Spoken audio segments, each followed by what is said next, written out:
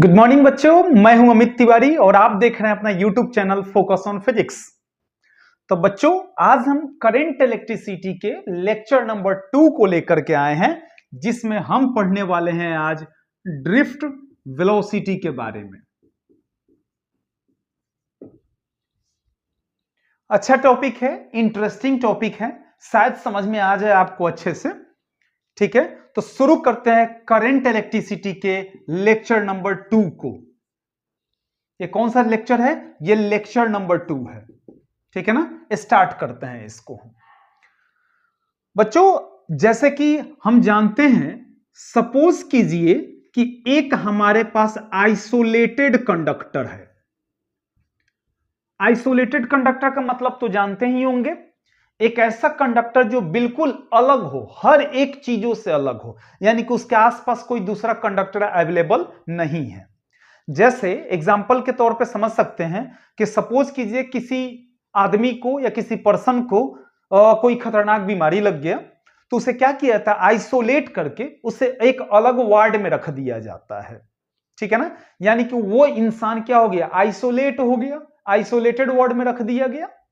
Same उसी तरह एक ऐसा कंडक्टर जो कंप्लीट रूप से अकेला है, उसे हम आइसोलेटेड कंडक्टर बोल सकते हैं।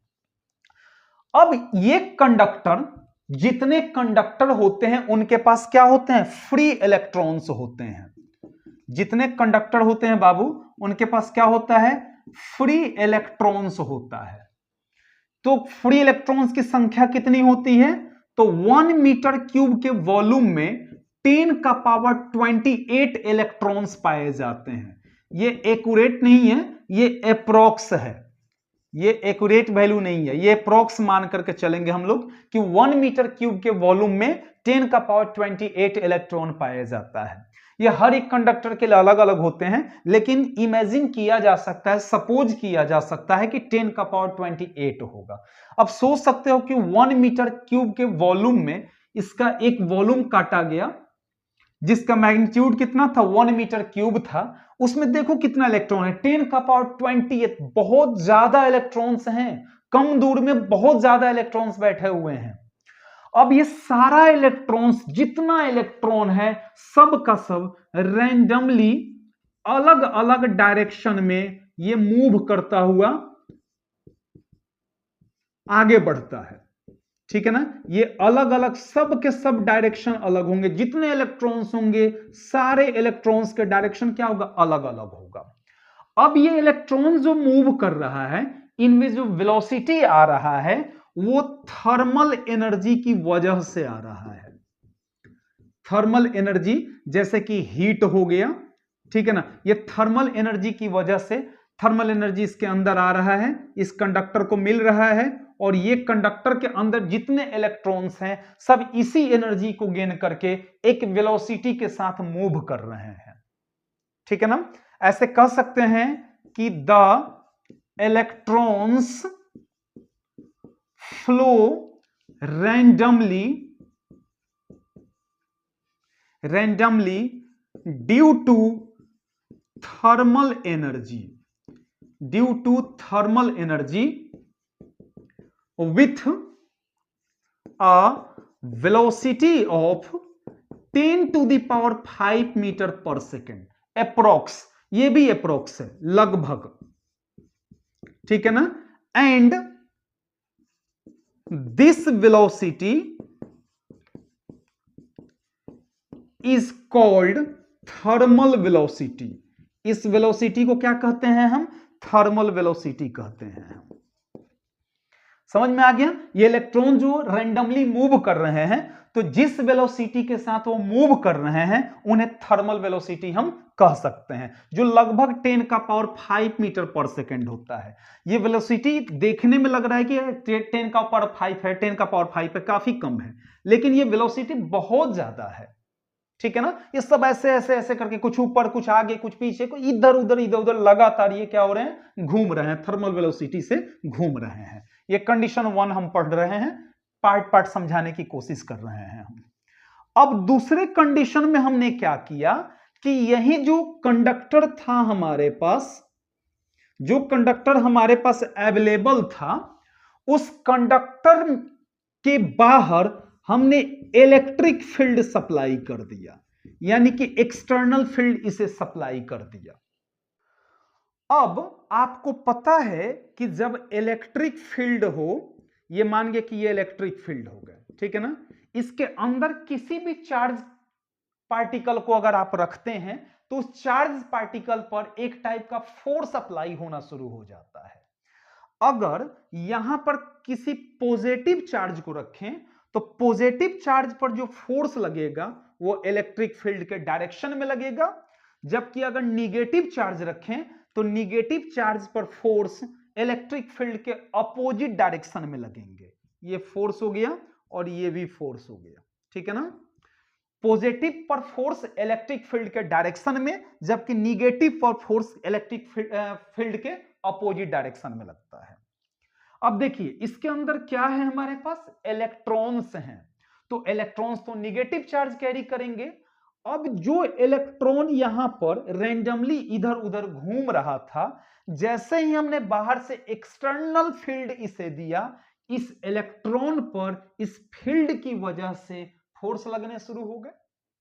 फोर्स का डायरेक्शन क्या होगा, ठीक इलेक्ट्रिक फील्ड के जस्ट अपोजिट। तो जितने इलेक्ट्रॉन्स इसमें घूम रहे होंगे वो सब के सब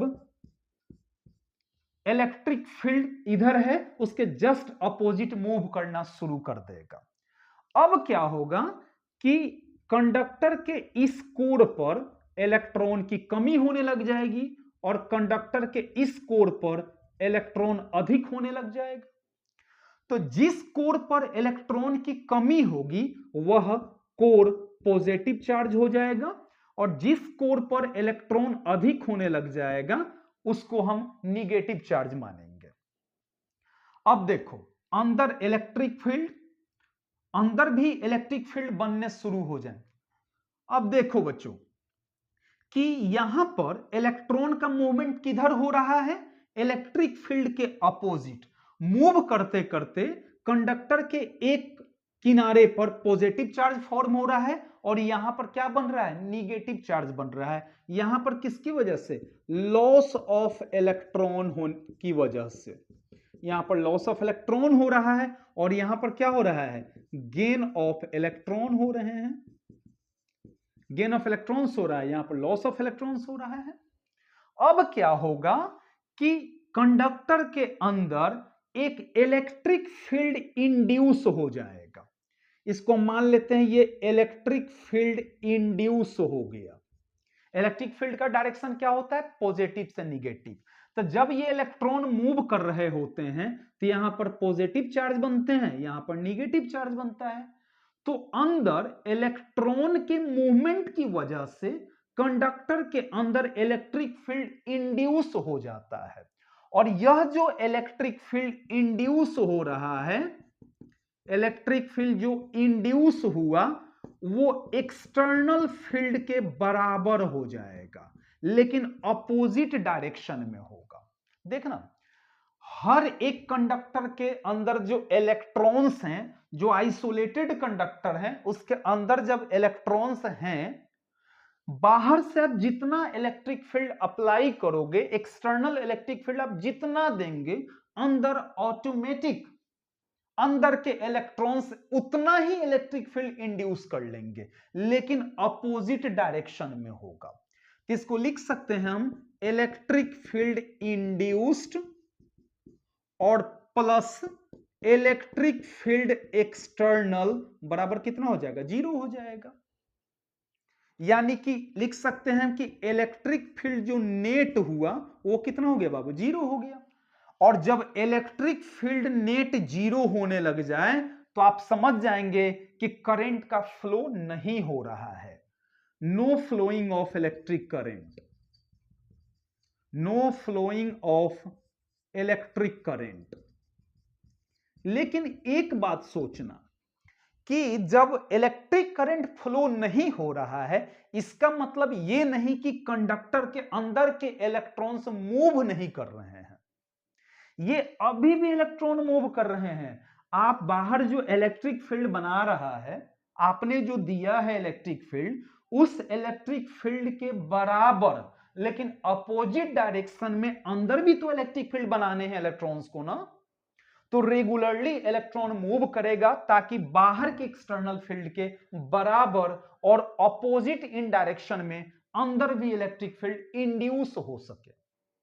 अगर इलेक्ट्रिक फील्ड नेट जीरो नहीं होता तो किसी भी कंडक्टर को जाकर के अगर हम टच करते, किसी आइसोलेटेड कंडक्टर को जाकर के ऐसे छूते तो हमें शॉक लग जाता, इलेक्ट्रिक करंट का शॉक लगता हमें। लेकिन ऐसा नहीं होता है ना।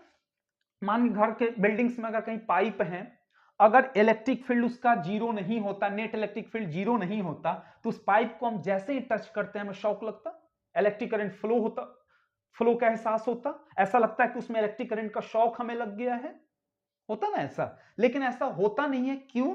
क्योंकि बाहर जितना इलेक्ट्रिक फील्ड आप दे रहे हैं अंदर भी उतना ही इलेक्ट्रिक फील्ड बन रहा है, यानी कि नेट इलेक्ट्रिक फील्ड जीरो होने की वजह से करंट का फ्लोइंग नहीं हो रहा है। बट यहां पर एक टर्म लिख सकते हैं, but electrons are still moving. Electron move कर रहे हैं, किसकी वजह से बाबू? Due to thermal energy.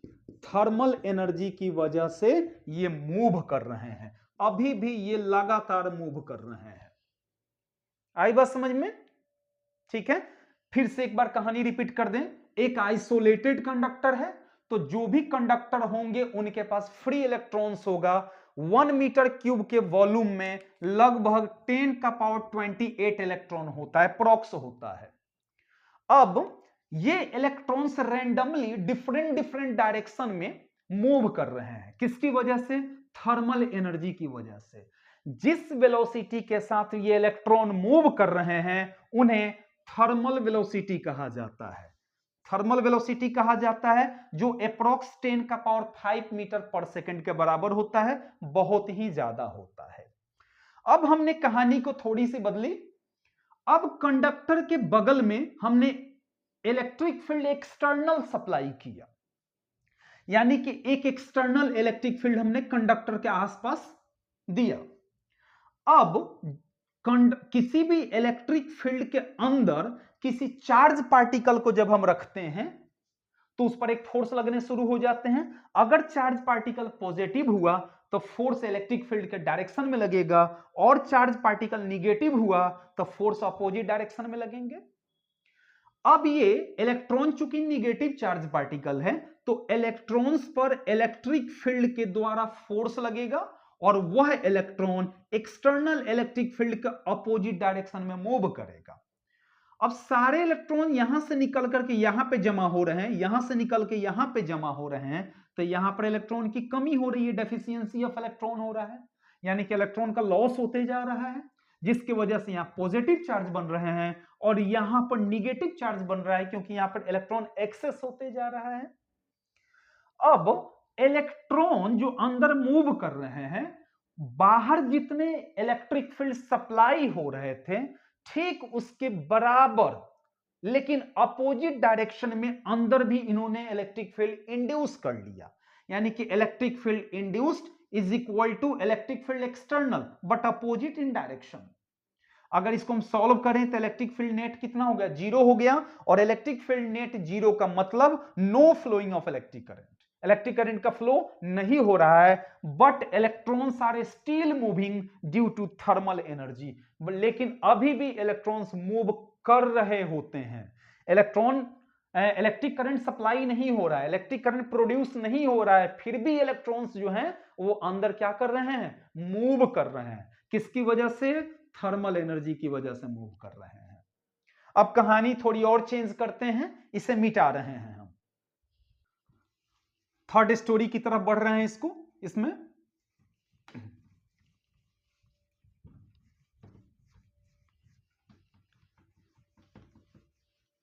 उम्मीद है समझ में आ रहा होगा आपको अच्छे से। भरपूर कोशिश करेंगे कि आपको समझा सकें, हम हर एक टॉपिक को अच्छे से डील कर सकें आपके सामने। हम देखते हैं बच्चों स्टोरी नंबर 3। स्टोरी नहीं है, यह हकीकत ही है। लेकिन इसको स्टोरी की तरह आपको बताने की कोशिश कर रहा हूं ताकि आपको समझ में आ सके। जो हमारे पास कंडक्टर थे बाबू, उस कंडक्टर के जो इलेक्ट्रॉन्स थे वो रैंडमली मूव कर रहे थे, हमने पढ़ा है फर्स्ट केस में। तो सपोज कीजिए ये इलेक्ट्रॉन इधर आया, यहां का इलेक्ट्रॉन ऊपर गया, यहां का इलेक्ट्रॉन सपोज इधर गया और यहां का इलेक्ट्रॉन इधर गया, ठीक है ना। फिर ये इलेक्ट्रॉन इधर आया, तो सपोज करते हैं ये इलेक्ट्रॉन इधर गया, ये इलेक्ट्रॉन इधर गया। हर एक इलेक्ट्रॉन का डायरेक्शन क्या है, अपना अलग अलग है, ठीक है ना। अब मान गए ये जो इलेक्ट्रॉन नीचे आ रहे हैं इनके वेलोसिटी को u1 मान लेते हैं, ठीक है। इसके वेलोसिटी को u2 मान लेते हैं, इसके वेलोसिटी को u3 मान लेते हैं, उसी तरह इसके वेलोसिटी को क्या मान लेते हैं, un मान लेते हैं। बहुत सारे पार्टिकल्स हैं, सबके वेलोसिटी क्या होते हैं, n मान लिया गया। n पार्टिकल्स हैं तो उनके वेलोसिटी को n मान लिया गया। अब एक सबसे इंपॉर्टेंट बात कि इसके अंदर इलेक्ट्रॉन्स जो हैं वो लगातार इधर उधर भाग रहे हैं। कुछ आगे जा रहे हैं, कुछ पीछे जा रहे हैं, कुछ ऊपर जा रहे हैं, कुछ नीचे जा रहे हैं, कुछ उसी में इधर उधर घूम रहे हैं, ठीक है ना। हालांकि काफी ज्यादा स्पीड होता है, हमने बताया है कि स्पीड कितना होता है, लगभग 10⁵ मीटर पर सेकंड होता है। लेकिन ओवरऑल इलेक्ट्रॉन का जो एवरेज वेलोसिटी होता है, यानी कि यू एवरेज जो इसका होता है वो 0 मान लिया जाता है, एज्यूम कर लिया जाता है, ठीक है ना। क्यों एज्यूम किया गया, कि हम जानते हैं कि जब भी यू एवरेज निकालना होगा तो हम क्या करेंगे, u1 plus u2 plus u3 आप प्लस अप टू कितना un हो जाएगा, और बाई कितना हो जाएगा, n हो गया। सपोज करते हैं u1 इधर गया, u2 इधर आया, तो u1 positive u2 negative, u3 positive उसके बाद वाला निगेटिव।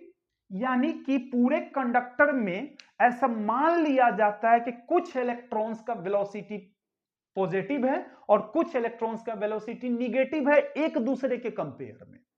मान के एक इलेक्ट्रॉन इधर जा रहा है, एक इलेक्ट्रॉन इधर आ रहा है, यह वेलोसिटी u1 है, यह वेलोसिटी u2 है। तो u1 जो है वो u2 के इक्वल है बट अपोजिट इन डायरेक्शन है। तो इनका एवरेज अगर निकालें तो फॉर्मूला होगा u1 प्लस u2 बाई 2। तो u1 अब प्लस माइनस u2 बाई 2 कितना हो जाएगा, 0 हो जाएगा। उसी तरह से इनका भी वैल्यू कितना मान लिया जाता है, हमने एज्यूम कर लिया कि ये टोटल कितना हो जाएगा, 0 हो जाएगा। अब क्वेश्चन ये राइज होता है कि बहुत सारे इलेक्ट्रॉन्स हैं तो उनका एवरेज वेलोसिटी 0 है। अगर कंडक्टर में सिर्फ एक ही इलेक्ट्रॉन होता, अब मानते हैं कि सपोज कीजिए कंडक्टर है हमारे पास, इसमें सिर्फ एक ही इलेक्ट्रॉन होता तब क्या होता। तो देखिए इलेक्ट्रॉन इधर जाता, फिर टकरा करके किसी चीज से टकरा करके ये इलेक्ट्रॉन फिर नीचे आने की कोशिश करता, हो सकता है इधर जाता फिर इलेक्ट्रॉन, फिर हो सकता है ऊपर जाता इलेक्ट्रॉन, फिर इधर उधर घूमता। ये भी देखो इलेक्ट्रॉन इधर गया और एक इधर आया, 0, नीचे गया ऊपर गया 0। इस तरह से ये भी क्या करेगा, इसको भी एज्यूम कर लिया जाएगा कि 0 होगा।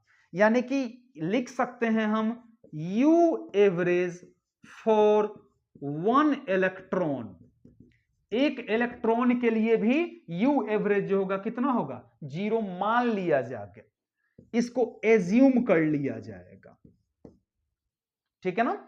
तो ओवरऑल हमने समझा कि इसका U एवरेज कितना हो गया, टोटल 0 हो गया। अब लेकिन याद रखना एवरेज वेलोसिटी 0 है, बट यहां लिख सकते हैं but average speed never be equal to 0। Average speed equal to 0 नहीं होगा, क्यों, क्योंकि स्पीड जब निकालना हो, अगर एवरेज स्पीड हम कैलकुलेट करने की कोशिश करें तो एवरेज स्पीड का फॉर्मूला होता है total distance by total time taken. तो अगर इलेक्ट्रॉन ऐसे ऐसे ऐसे ऐसे घूम रहा है तो डिस्टेंस तो इसके पास मिलेगा ही। मान गए कि इलेक्ट्रॉन जहां से चला फिर वापस वहीं पे आ गया तो डिस्प्लेसमेंट 0 हो गया, और डिस्प्लेसमेंट 0 होने की वजह से एवरेज वेलोसिटी 0 हो गया। लेकिन डिस्टेंस तो कभी जीरो हो नहीं सकता है। जब इलेक्ट्रॉन मूव कर रहे हैं या कोई भी पार्टिकल या कोई भी चीजें अगर मूव कर रही हो तो उनका डिस्टेंस जीरो नहीं हो सकता है, और डिस्टेंस जीरो नहीं होगा तो एवरेज स्पीड भी जीरो नहीं होगा। यानी कि ये केस इसके साथ लागू होता है कि याद रखना, एवरेज वेलोसिटी जीरो होगा बट एवरेज स्पीड जीरो नहीं होगा कभी भी, याद रखना इस टर्म को। चलिए अब फोर्थ स्टोरी देखते हैं, काफी इंपॉर्टेंट है फोर्थ स्टोरी, मिटा रहे हैं इसे हम। अब कहानी शुरू होती है ड्रिफ्ट वेलोसिटी की। अब उसकी तरफ हम बढ़ रहे हैं कि ड्रिफ्ट वेलोसिटी कैसे कैलकुलेट करें किसी भी कंडक्टर का। कंडक्टर के अंदर जो इलेक्ट्रॉन्स हैं उनका ड्रिफ्ट वेलोसिटी कैलकुलेट करना है, कंडक्टर का नहीं। चलिए समझते हैं बच्चों स्टोरी नंबर 4 को। अब आपको रियल फील होगा, अब स्टोरी नहीं दिखानी है आपको, स्टोरी नहीं सुनानी है आपको। अब सपोज करते हैं हमारे पास जो कंडक्टर था जिसको हम बार बार यूज किए जा रहे थे, फिर उसी कंडक्टर को हमने ले लिया। अब इस कंडक्टर के साथ हमने क्या किया कि इसको एक सेल से कनेक्ट कर दिया। हमने इस कंडक्टर को एक सेल से हमने कनेक्ट कर दिया। सपोज करते हैं ये पॉजिटिव और ये निगेटिव टर्मिनल हो गया। अब हम लोगों के मन में शुरू से गलतफहमी बैठा हुआ रहता है कि सेल जो होते हैं वो कंडक्टर को क्या सप्लाई करता है, इलेक्ट्रॉन सप्लाई करता है। बिल्कुल ऐसा नहीं होता है। Cell is a source of energy, not a supplier of electron. Cell energy का सोर्स होता है, इलेक्ट्रॉन का सप्लायर नहीं होता है। I mean, इसके पास मैक्सिमम एनर्जी है। अब ये क्या करेगा, ऐसे एनर्जी फ्लो करके इधर आया और यहां पर जो इलेक्ट्रॉन्स पहले से थे उस इलेक्ट्रॉन्स को एनर्जी दिया, फ्लो कराने की कोशिश किया, सीक्वेंस में लगातार मूव कराने की कोशिश किया। जैसा हम आगे बढ़ रहे हैं, अगर हम जैसे एनर्जी लॉस होने वाला रहे मेरा, कोई अगर हमें एनर्जी प्रोवाइड कर दे तो फिर हम आगे मूव करने लग जाएंगे, कभी रुकेंगे ही नहीं। तो हम क्या करेंगे, जब तक हमें एनर्जी मिलती रहेगी हम मूव करते रहेंगे। सेम वही होता है। अब ये इलेक्ट्रॉन मूव किया, इधर इधर यहां आया, फिर ये इलेक्ट्रॉन आगे वाले इलेक्ट्रॉन से टकराया, सारे इलेक्ट्रॉन आगे वाले इलेक्ट्रॉन से टकराए और एनर्जी ट्रांसफर होना शुरू हो गया एक इलेक्ट्रॉन से दूसरे इलेक्ट्रॉन में। अब इलेक्ट्रॉन का फ्लो किधर हो रहा है, ये टर्मिनल निगेटिव है और ये टर्मिनल पॉजिटिव है, तो इलेक्ट्रॉन का फ्लो किधर हो रहा है बाबू, निगेटिव टू पॉजिटिव हो रहा है। ध्यान देना, यहां लिख दे रहे हैं हम, electron flows from negative to positive, negative to positive flow होना शुरू हो गया। अब जैसे ही निगेटिव से पॉजिटिव चार्ज पार्टिकल मूव करेगा, जैसे ही चार्ज पार्टिकल मूव करता है तो पॉजिटिव से निगेटिव की तरफ इलेक्ट्रिक फील्ड प्रोड्यूस होना शुरू हो जाएगा, ये इंड्यूस नहीं होगा। अब यहां पर एक कहानी सामने आता है कि इलेक्ट्रिक फील्ड जो इंड्यूस्ड हो रहा था उसका वैल्यू 0 हो गया। अब इलेक्ट्रिक फील्ड प्रोड्यूस होना शुरू हो गया। हमने क्या किया था, बाहर से हमने एक्सटर्नल इलेक्ट्रिक फील्ड इसको पहले से सप्लाई कर रहे थे हम। अब क्या होगा कि एक्सटर्नल इलेक्ट्रिक फील्ड, मान लिए इसको E1 मान लेते हैं और ये इसको E2 मान लिए, जो प्रोड्यूस हुआ उसको E2 मान लिए। दोनों का डायरेक्शन सेम था या सेम है। अब एक्सटर्नल फील्ड और इंटरनल इलेक्ट्रिक फील्ड का मैग्नीट्यूड सेम नहीं होगा, ठीक है ना। या ऐसे कहो कि हम कह सकते हैं कि अगर नेट इलेक्ट्रिक फील्ड बाबू कैलकुलेट करें यहां पर हम नेट इलेक्ट्रिक फील्ड, तो कितना हो जाएगा, ई एक्सटर्नल आप प्लस, यानी कि E1 लिख दो और यहां पर क्या E2 जो कि इंटरनल है, यह क्या 0 होगा, नेवर बी इक्वल टू 0। और हमने बताया था कि जब इलेक्ट्रिक फील्ड 0 नहीं हो तो वहां पर करंट फ्लो होना शुरू हो जाता है। आई बात समझ में, फील आया कि इलेक्ट्रिक करंट फ्लो हुआ। जब नेट इलेक्ट्रिक फील्ड जीरो नहीं हो तो इलेक्ट्रिक करंट फ्लो होना शुरू हो जाता है। इलेक्ट्रॉन तो मूव करेगा ही, लेकिन साथ में इलेक्ट्रिक करंट भी फ्लो होने शुरू हो जाएंगे। कहां से? पॉजिटिव से निगेटिव की तरफ। देखिए ये इलेक्ट्रॉन का ऐसे ऐसे, अगर इस पॉइंट को और इस पॉइंट की बातें करें तो कैसे सीक्वेंस बन रहा है? ऐसे सीक्वेंस बन रहा है ना, इधर की तरफ सीक्वेंस बन रहे हैं, यही इलेक्ट्रिक करंट का डायरेक्शन होता है। वहीं हम लोग फर्स्ट लेक्चर में पढ़े थे कि the direction of electric current is just opposite to the motion of electron. देखो इलेक्ट्रॉन ऐसे मोशन किया, इलेक्ट्रिक करंट ऐसे मोशन किया। समझे ना बात को? इलेक्ट्रॉन ऐसे फ्लो कर रहा है, इलेक्ट्रॉन ऐसे फ्लो हो रहा है, और इलेक्ट्रिक करंट ऐसे, देखो ऐसे जा रहा है। ये फील हो गया? तो ये टर्मिनल क्या था? पॉजिटिव था, ये निगेटिव था। तो इलेक्ट्रिक करंट का फ्लो किधर से होता है? पॉजिटिव टू निगेटिव होते हैं। इतना समझ में आ गया आप लोगों को अच्छे से? आई थिंक कि समझ में आ गया आपको, ठीक है ना, कि इलेक्ट्रिक करंट का डायरेक्शन पॉजिटिव टू निगेटिव कैसे होता है और क्यों होता है। सो अब कहानी को, जो रियल फैक्ट पढ़ रहे हैं उसको थोड़ा और आगे बढ़ाते हैं।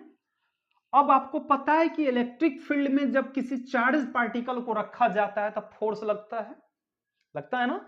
निगेटिव चार्ज पार्टिकल है तो एक्सटर्नल इलेक्ट्रिक फील्ड के अपोजिट डायरेक्शन में फोर्स लगेगा, यानी कि यहां पर एक फोर्स लग रहा है। तो फोर्स का फॉर्मूला तो आप जानते हैं, Q इंटू E होता है, यानी कि लिख सकते हैं force is equal to Q के बदले में minus E into E। Q के बदले माइनस E रखा हमने। अच्छा, फिर फोर्स बराबर फॉर्मूला होता है मास इंटू एक्सेलरेशन, और एक्सेलरेशन का फॉर्मूला हो जाएगा फोर्स बाई मास। फोर्स का वैल्यू रखिए माइनस ई, और बाई कितना हो गया? m हो गया। यानी कि एक्सेलरेशन का फॉर्मूला हमारे पास मिल गया माइनस ई, और बाई कितना? m। अब जब हमारे पास एक्सेलरेशन का वैल्यू मिला, फॉर्मूला मिला, तो हर एक इलेक्ट्रॉन का एक्सेलरेशन हम निकाल सकते हैं। यहां पर क्या होगा?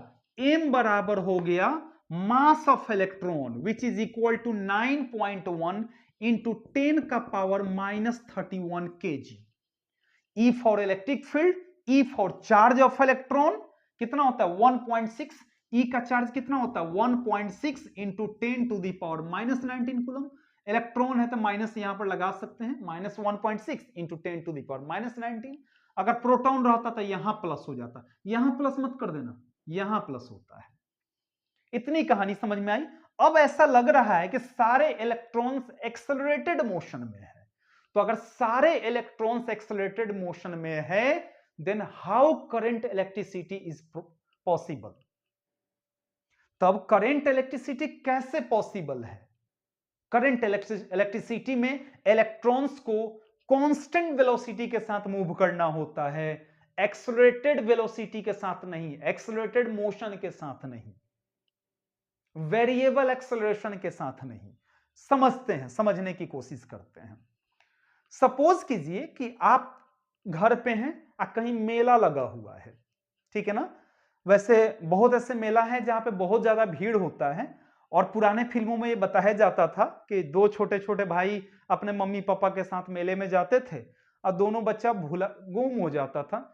दोनों बच्चा गुम हो जाता था। बड़ा होने पर, सॉरी, जब गुम होता था तो दोनों के गले में एक लॉकेट होता था। और आश्चर्य की तो बात यह थी कि जब बड़े होने पर कहीं दोनों जब मिलते थे तो लॉकेट को देख करके पहचान लेते थे। लेकिन एक बात समझ में नहीं आता है, बड़ा कंफ्यूजिंग मोड रहता है कि बच्चा बड़ा होता था तो उसका लॉकेट कैसे बड़ा हो जाता था? गले में जो लॉकेट पहना होता था वो भी बड़ा होने लग जाता था। भाई ये कैसे पॉसिबल है? अगर ऐसा रहता तो हम घर पे एक छोटा सा कोई सोने का चीज पहन लेते, बड़े होते बड़ा हो जाता वो, फिर उसको निकाल के रख देते, फिर किसी छोटे बच्चों को थोड़ा सा पहना देते। वो बहुत कंफ्यूजिंग मोड था, खाली फिल्म था, इंटरटेन किया जाता था बस। हाँ, तो समझिए कि मान के कोई आदमी गया घर पे, सुना कि उसको मेले में जाना है, वो घर से तैयार हुआ, गाड़ी निकाला, काफी स्पीड में निकला, काफी स्पीड में निकला, ठीक है ना। स्पीड में गया, सोचा कि काफी जल्दी जाकर के जल्दी चले आएंगे, तो काफी स्पीड में जा रहा है, यानी कि थर्मल वेलोसिटी मानी है। अब जब वो वहां पर पहुंचा तो देखा कि यार यहां तो बहुत सारे लोग हैं, यानी कि उसको इलेक्ट्रॉन मान लीजिए। जब यहां पे पहुंचा तो देखा कि कंडक्टर के अंदर बहुत सारे इलेक्ट्रॉन्स हैं, यानी कि उस मेले में बहुत सारे लोग हैं भरे पड़े।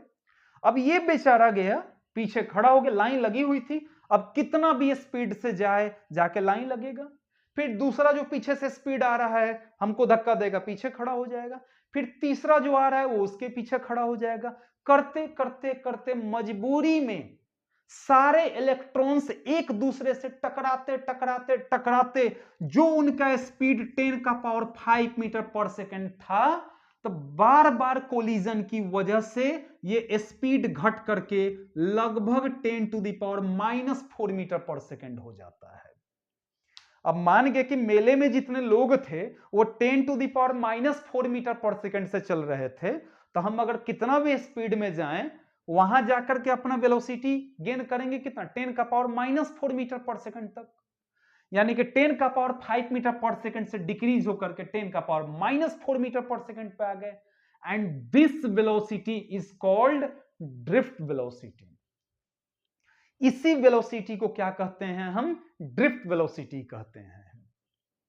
यानी कि ड्रिफ्ट वेलोसिटी जो होता है वो काफी कम होता है, कांस्टेंट माना जाता है। और जब कांस्टेंट हो जाएगा तो एक्सेलरेशन जो होगा इलेक्ट्रॉन्स का, या इलेक्ट्रॉन्स का जो मूवमेंट था एक्सेलरेटेड पोजीशन में, वो कांस्टेंट पोजीशन हो जाएगा। और जब कांस्टेंट पोजीशन हो जाएगा तो इलेक्ट्रिक करंट फ्लो होने शुरू हो जाएंगे।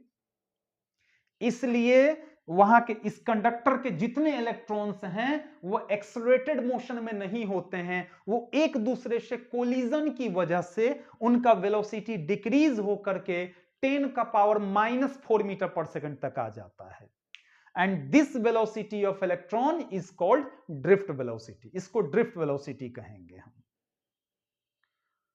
चलिए इसका थोड़ा ड्रिफ्ट वेलोसिटी का डेफिनेशन लिख लें, ठीक है ना।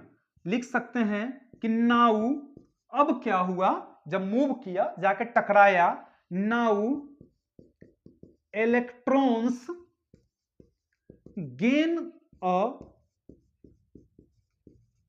कांस्टेंट स्पीड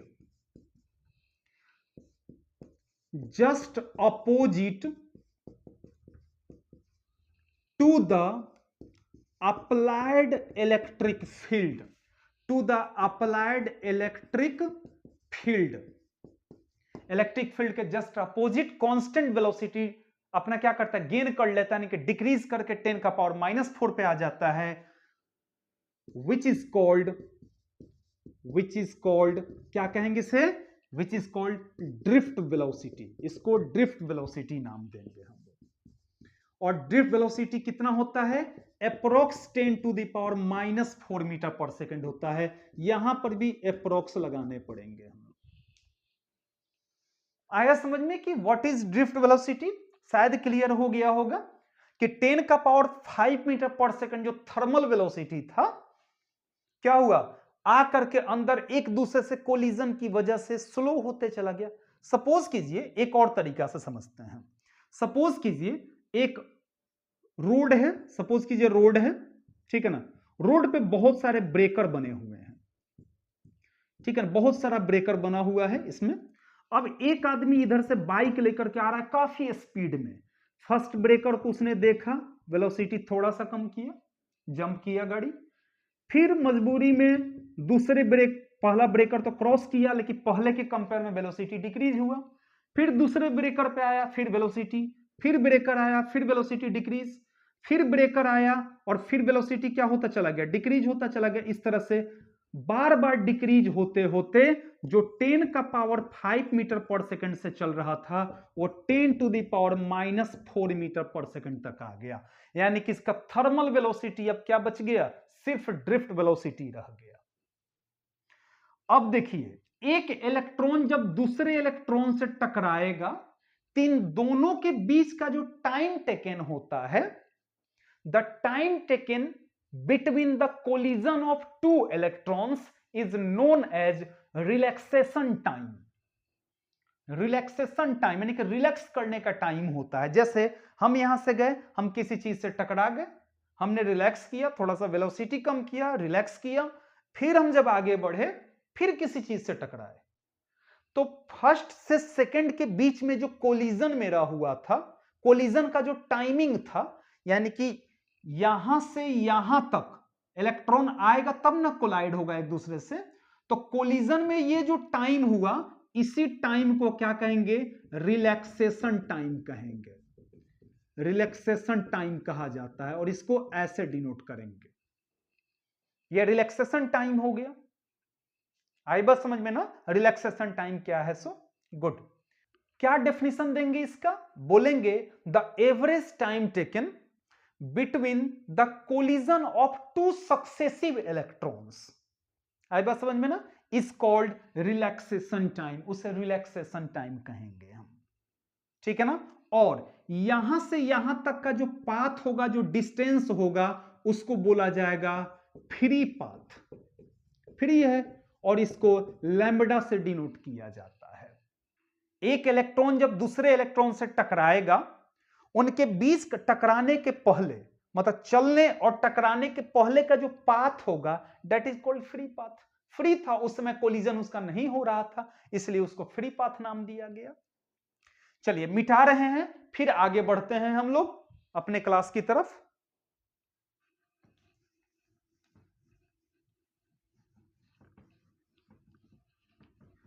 समझ में आ रहा है अच्छे से? हर एक टॉपिक को डील किया जा रहा है, समझाने की कोशिश की जा रही है। देखो, और वीडियो बना करके अपलोड करना, ये सिर्फ और सिर्फ उन बच्चों के लिए कर रहे हैं हम। बाकी बच्चों के लिए भी किया जा रहा है, लेकिन स्पेशली उन बच्चों के लिए कर रहे हैं जो किसी कारणवश ट्यूशन नहीं ले पा रहे हैं, पढ़ नहीं पा रहे हैं। जैसे कि गांव एरिया में अगर हैं, कोई अच्छे ट्यूटर अगर नहीं मिल रहे हैं पढ़ाने वाले, तो कम से कम घर पर बैठ करके पढ़ तो सकेंगे ना। कुछ लोग इकोनॉमिकल कंडीशन की वजह से भी कहीं कोचिंग ज्वाइन नहीं कर पाता है, तो वो कम से कम तो पढ़ पाएंगे ना। बस मेरा मोटिव यही है कि वैसे बच्चों तक मेरा लेक्चर पहुंच जाए जो किसी कारणवश पढ़ पाने में असमर्थ हैं, वो पढ़ नहीं पा रहे हैं किसी कारण, वो बस यही मेरा मोटिव है, ठीक है ना? और बाकी जो बच्चे हैं वो अपना रिवीजन भी कर लेंगे, दोनों काम होता चलेगा साथ में। इसलिए हम वीडियो बना बना करके आप लोगों तक पहुंचाने की कोशिश कर रहे हैं कि अगर हम पढ़ा पा रहे हैं तो हमारा नॉलेज हमारे अंदर क्यों रहे, आप तक पहुंचे। जितना हम जानते हैं उतना तक तो पहुंचा देंगे आप तक हम, बस आप पढ़ें। चलिए नेक्स्ट हम लोग देखें। चलिए अब ड्रिफ्ट वेलोसिटी का फॉर्मूला देखने की कोशिश करते हैं कि ड्रिफ्ट वेलोसिटी का फॉर्मूला कैसे कैलकुलेट करें हम। देखो सारा चीज तो क्लियर हुआ, एक चीज समझना कि ड्रिफ्ट का मतलब होता है एक पॉइंट से दूसरे पॉइंट पर चले जाना। जैसे मान गए एक पार्टिकल यहां से चला, यहां आया, फिर यहां आया, बेचारा यहां आया, ठीक है ना, फिर ऐसे मूव किया, फिर ऐसे आ गया, तो ये अपने इस पोजीशन से इस पोजीशन पर ड्रिफ्ट हो गया। यहां पोजीशन था ना, यहां पर, तो ये जो पोजीशन हुआ ये वाला, इसी को ड्रिफ्ट कहते हैं हम। इलेक्ट्रॉन ड्रिफ्ट हो गए, यहां से चला, ऐसे आया। लेकिन याद रखिएगा इलेक्ट्रॉन जो ड्रिफ्ट होते हैं वो एक्सटर्नल फील्ड के जस्ट अपोजिट डायरेक्शन में ड्रिफ्ट होते हैं। जैसे एक्सटर्नल फील्ड अगर हम इधर की तरफ अप्लाई कर रहे हैं ऐसे, तो जो ड्रिफ्टिंग होगा वो जस्ट अपोजिट डायरेक्शन में होगा। और जो रिलैक्सेशन टाइम का ऑर्डर होता है वो लगभग 10 टू द पावर -14 सेकंड का होता है। यानी कि वो 10 का पावर -14 सेकंड ही आराम कर पाता है। रिलैक्सेशन का मतलब ये नहीं, रिलैक्स का मतलब ये नहीं कि 1-2 घंटा आराम किया तब आगे बढ़ा, तब पता चलता कि पंखा चल गया और 1-2 घंटा बेचारे पंखे के नीचे हम लोग बैठे हुए हैं कि इलेक्ट्रॉन थक गया है, थोड़ा सा आराम कर रहा है, फिर वो ठीक हो जाएगा, चलेगा तो फिर पंखे चलेंगे या बल्ब जलेंगे। तो रिलैक्सेशन आप समझ सकते हो कि 10 का पावर कितना है, -14 सेकंड है। गेस कर पाना भी मुश्किल है। खैर आगे वाला टॉपिक हम लोग देखते हैं, हम लोग आगे पढ़ते हैं हम लोग।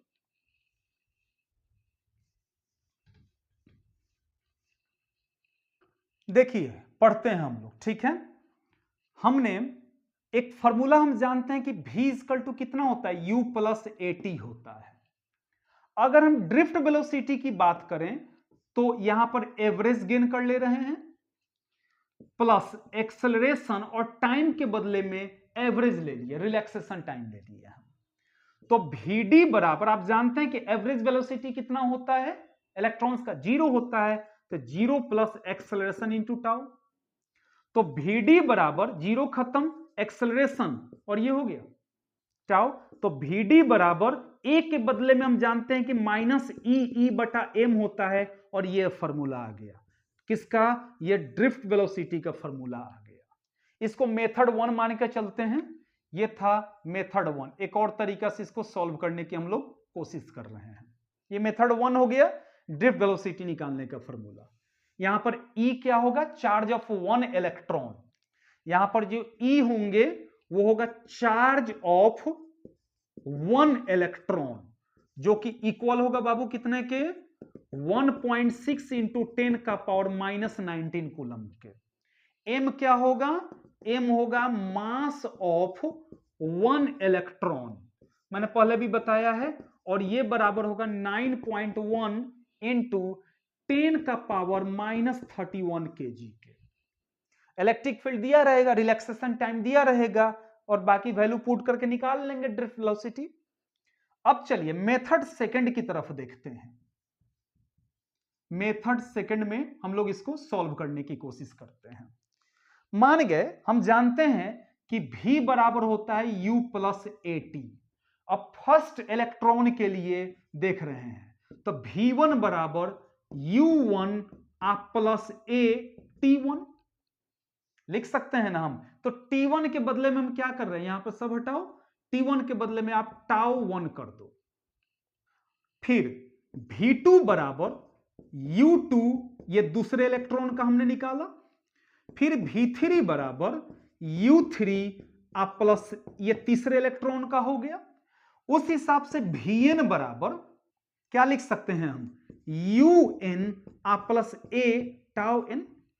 अब इस सब का एवरेज निकालने चल रहे हैं, ये पहले इलेक्ट्रॉन के लिए, ये दूसरे के लिए, ये तीसरे के लिए, और ये n इलेक्ट्रॉन के लिए। तो एवरेज का फॉर्मूला क्या होता है, सबको सम करके नंबर से डिवाइड कर देना होता है। तो एवरेज निकालने का फॉर्मूला यहां पर देखते हैं हम लोग नीचे, यहां लिख सकते हैं हम V1 plus V2 plus V3 up to कहां Vn, और बाई कितना n, average is equal to, इस सबको भी तो जोड़ना है और n से डिवाइड करना होगा। तो U1 U2 U3 एक साथ कर देते हैं, U1 plus U2 plus U3 plus up to UN, और प्लस अब फिर ये वाला टर्म, ये वाला इस सबको जोड़ने पर होगा ना, plus A tau 1 A tau 2 A 3 up to कहां जाएगा A टाउ n, और बाई कितना हो जाएगा बाबू, बाई हो गया n से, हमने डिवाइड कर दिया, ठीक है ना। ये सारे एक साथ ही हैं, ये और ये। अब इसको हम लिख सकते हैं, अलग अलग कर रहे हैं। ये हो गया क्या, एवरेज वेलोसिटी, और एवरेज वेलोसिटी को हम ड्रिफ्ट वेलोसिटी हमने लिख दिया। ये ड्रिफ्ट वेलोसिटी को, ड्रिफ्ट वेलोसिटी क्या होता है, हर एक इलेक्ट्रॉन का एवरेज वेलोसिटी होता है, और वो लगभग कितना माना जाता है, 10 का पावर 4 मीटर पर सेकंड मान करके चला जाता है।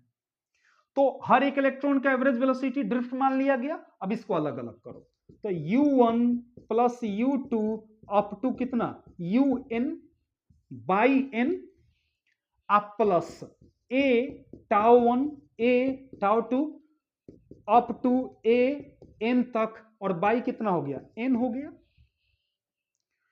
लिख सकते हैं ना। अब देखो,